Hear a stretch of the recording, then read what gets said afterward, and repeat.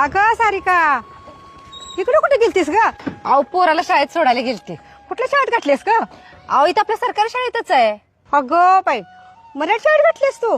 मी आमच्या नातीला इंग्लिश मिडियमला घातलं. तुम्ही दोघं एवढं मिळवत असताना कशाला ग मराठी शाळेत घातल्यास? कमवण्याचा आणि पोरांच्या शिक्षणाचा काय संबंध? अगं खाऊन गांडीला हात पुसण्यापेक्षा मुलांच्या शिक्षणावर खर्च करा ग.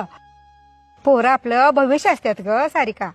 नाही, तुम्ही बोलताय ते पटतंय मला, पण असं कुठं सांगितलंय की पोराला इंटरनॅशनलला किंवा त्या इंग्लिश मिडियमला घातलं आणि ढिगाने खर्च केला म्हणजेच आपण पोरावर लय प्रेम करतोय किंवा आपण पालक म्हणून बेस्ट आहे, असं काय नाहीये काकू. मला सांगा, पुढे जाऊन माझं पोरग लय कुठं छान कुठल्या शिखरावर पोहोचल की नाही मला माहित नाही, पण मराठी शाळेत घातल्यामुळं माझं पोरग आता येणाऱ्या ह्या जगात आणि येणाऱ्या काळात टिकून राहणार आणि बरोबर तोंड देऊन पुढे जाणार ह्याचा मला विश्वास आहे. कारण माझं पोरग त्या शाळेत जाते ज्या शाळेत मी, माझा नवरा, माझा भाऊ, आपण सगळे शिकून पुढे आलोय.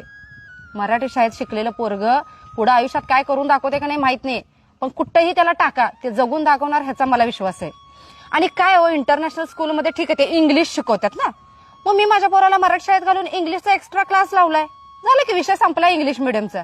ठीक आहे, भाषेचाच विषय उरत असेल तर त्याचा क्लास लावू शकतोय, पण संस्काराचा विषय असेल तर मराठी शाळाच पाहिजे, जे त्याला आत्म तयार अशी करते की ते जगाला तोंड देऊ शकते.